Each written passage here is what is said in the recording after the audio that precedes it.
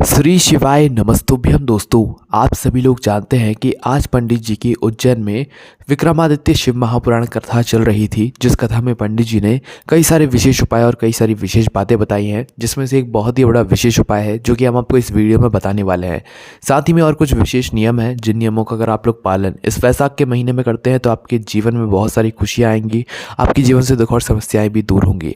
तो आइए जानते हैं कौन से वो बातें हैं जो कि पंडित जी ने अपने आज की उज्जैन की विक्रमादित्य शिव महापुराण कथा में बताई है। दोस्तों, आज कथा में पंडित जी ने बताया है कि आप लोग शिव मंदिर जाते हो, शिव मंदिर जाते समय कभी ऐसा मौका लग जाए कि आपके हाथ में कुछ नहीं है, ना आपके हाथ में एक लोटा जल है ना कुछ है, तो अगर आप भगवान शिव जी पर चढ़ी हुई बेलपत्र को ही उठाकर उसे मात्र धोकर वापस से शिव जी पर चढ़ा देते हो, तो मात्र बेलपत्र को चढ़ाने से ही आपको जल चढ़ाने का भी फल मिल जाता है, बेलपत्र को चढ़ाने का भी फल मिल जाता है। और आपका नियम है कि भाई आप लगातार जो है जल चढ़ाते हो और कुछ कारणवश जो है आपका जो है कुछ समय से जल चढ़ाना बंद है, तो भगवान आपसे कहीं ना कहीं बोल रहे होंगे कि भाई तुम इतने दिन से जल चढ़ा नहीं आए हो।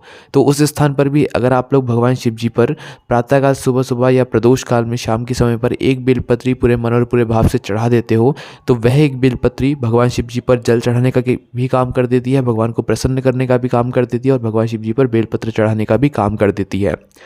और दोस्तों, अगर आप लोग मंदिर ना जा सकें तो आपके घर में शिवलिंग होगा। शिवलिंग आपके घर में जितना छोटा होगा उतना आपको वो फल प्रदान करेगा। तो अगर आप अपने घर में भी हल्की सी जो है छोटी सी बेलपत्र को लेकर भी अपने भगवान घर वाले शिवलिंग पर समर्पित करते हैं और भगवान से प्रार्थना करते हैं, तो ये भी आपको बहुत विशेष फल देता है। ठीक है, अगर आप के घर में मतलब शिव जी है और शिव जी को आज किसी ने स्नान नहीं कराया है, किसी ने फूल बेलपत्र कुछ नहीं चढ़ाया है, तो मात्र अगर उस दिन भी अगर आप लोग एक बेलपत्र भगवान शिव जी पर अपने घर की शिवलिंग पर चढ़ा देते हैं, तो भगवान शिव आपसे बहुत प्रसन्न होते हैं। और फिर यही बात मंदिर में आ जाती है कि कोई खाली मंदिर पड़ा हुआ है जहाँ पर कोई नहीं जा रहा है, उस स्थान पर जाकर भी अगर आप लोग एक लोटा जल ना भी चढ़ाओ तो एक बेलपत्र भी अगर आपने चढ़ा दी तो भगवान शिव वहीं पर प्रसन्न हो जाएंगे और एक लोटा जल चढ़ाने का भी फल आपको मिल जाएगा, कई सारे फल आपको एक साथ मिल जाएंगे। तो बेलपत्री का बहुत ही विशेष फल है। बेलपत्री ज़रूरी नहीं है कि बिल्कुल खिलखिली हो, अगर आप लोग मात्र बेलपत्री का कुछ भाग भी भगवान शिव जी पर चढ़ा देते हैं बस वही बहुत है। सूखी बेलपत्री भी चढ़ा देते हो बहुत है। आज की कथा में ये बात पंडित जी ने बताई है। चलिए अब जानते हैं विशेष नियमों के बारे में। चलिए दोस्तों, जानते हैं उन नियमों के बारे में जो कि आपको इस वैशाख के महीने में बिल्कुल ध्यान रखना है, याद रखना है। सबसे पहला जो नियम है वो है माताओं बहनों के लिए। दोस्तों, कई सारी माताएं बहनें होती हैं जो कि रात का जो गूंदा हुआ आटा होता है उस आटे की रोटी सुबह बना देती हैं, ठीक है, जो कि बिल्कुल गलत है।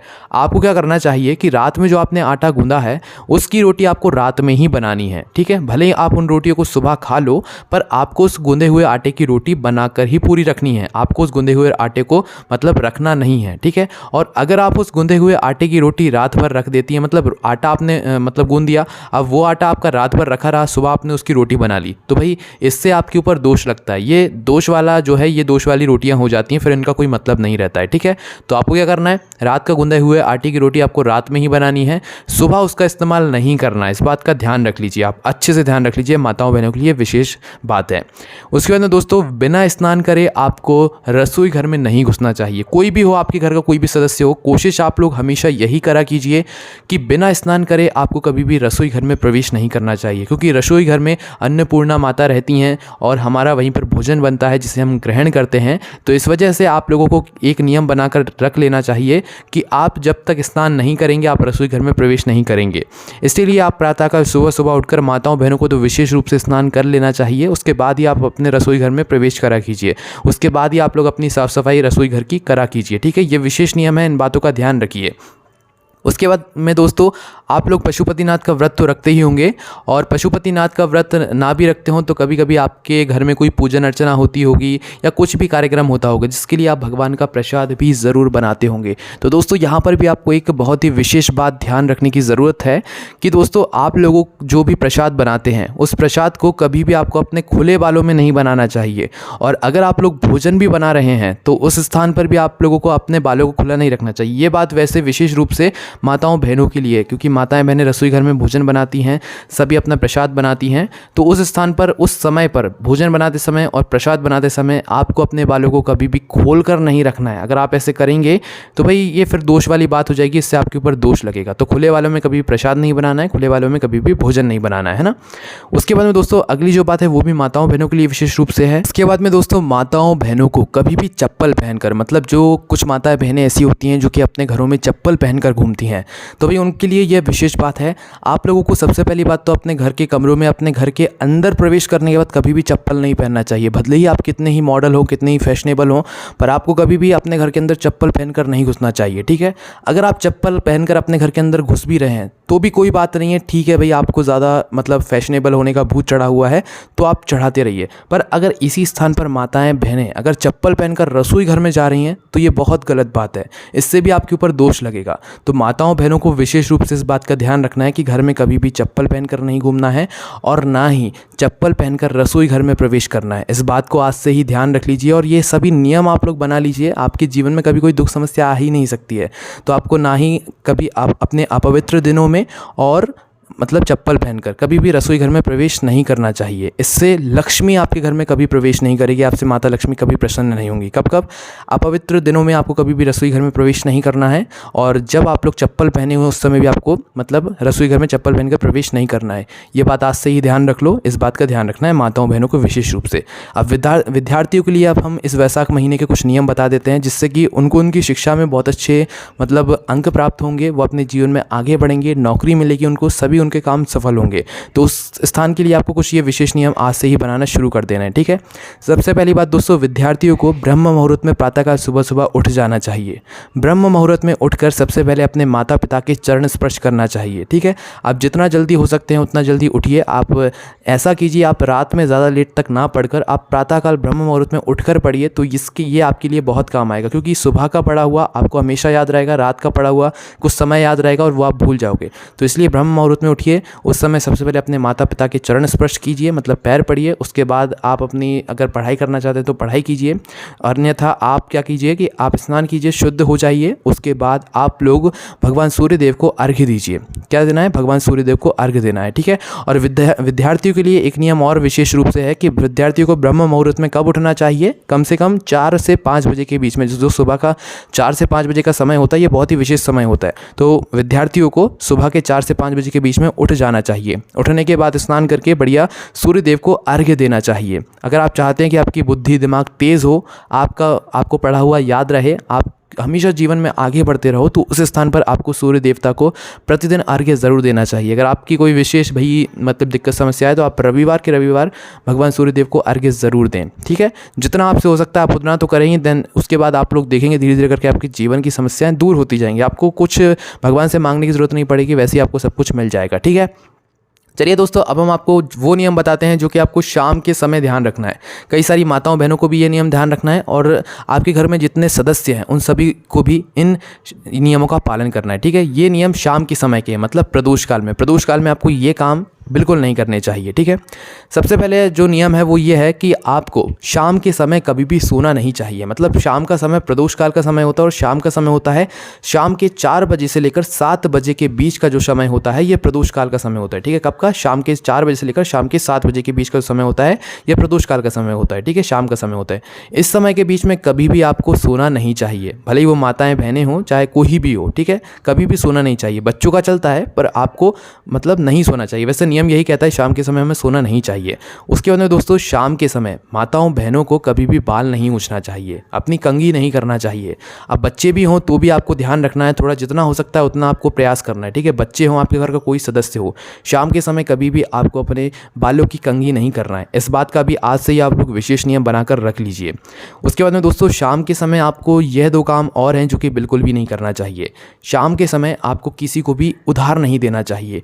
उधारी क्या नहीं देना चाहिए, धन नहीं देना चाहिए। अगर आप शाम के समय अपने घर से किसी को पैसा उधार दे देते हैं, मतलब कि उधार दे दिया आप लोगों ने, वो आपको पैसा बाद में लौटा देगा, तो भाई आप उस पैसे को भूल जाइए। क्योंकि दोस्तों अगर आप लोग शाम के समय अपने घर से किसी को भी पैसा उधार देते हैं, आप अपने हाथों से किसी को पैसा उधार देते हैं, तो आप ये समझ कर दीजिए कि आप अपने हाथों से अपनी लक्ष्मी को दूसरे के घर भेज रहे हो। ठीक है, तो इस काम को करने से, शाम के समय किसी को धन उधार देने से आपके घर से लक्ष्मी चली जाती है, लक्ष्मी आपसे प्रसन्न नहीं होती है। ठीक है, मतलब माता लक्ष्मी धन आपके घर से धीरे धीरे करके जाने लगता है। तो इस बात का आज से ही ध्यान रखिए, नियम बना लीजिए। उसके बाद दोस्तों शाम के समय कभी भी किसी को नमक नहीं देना चाहिए। आपके घर पे कोई आ गया कुछ मांगने के लिए, नमक हो, शक्कर हो, कुछ भी मांगने के लिए आ गए, शाम के समय मत दो। ठीक है, शाम के समय के बाद दे दो, शाम के समय के पहले दे दो, पर शाम के समय ना तो अपने घर से विशेष रूप से नमक तो देना ही नहीं आपको किसी को। ठीक है, ना ही शक्कर देना, ना ही कोई चीज़ देना, आप बाद में दे सकते हो। उसके बाद में दोस्तों शाम का जो समय होता है उस समय आपको जो है दरवाजे हमेशा अपने खुले रखने चाहिए। कुछ लोग ज़्यादा मॉडर्न फैशनेबल होते हैं तो भाई वो अपने दरवाजे बंद करके रखते हैं और सोते रहते हैं, तो भाई इससे मतलब आपके जीवन में बहुत सारी दुख और समस्याएं आती हैं। तो अगर आप चाहते हैं कि आपके जीवन से दुख और समस्याएं दूर हो जाएं, तो भाई शाम के समय में आपको अपने घर के सभी खिड़की दरवाजे खुले रखना है। क्यों? अब इसका कारण क्या है वो भी आप लोग सुन लीजिए। क्योंकि दोस्तों शाम के समय भगवान शिव और माता पार्वती भ्रमण पर निकलते हैं, और अगर उनको आपका दरवाज़ा बंद मिलेगा तो वो आपके अंदर घर के अंदर प्रवेश ही नहीं करेंगे, और आपके घर में जो चल रहा है, जो दुख और समस्याएं चल रही हैं वो चलती ही रहेंगी।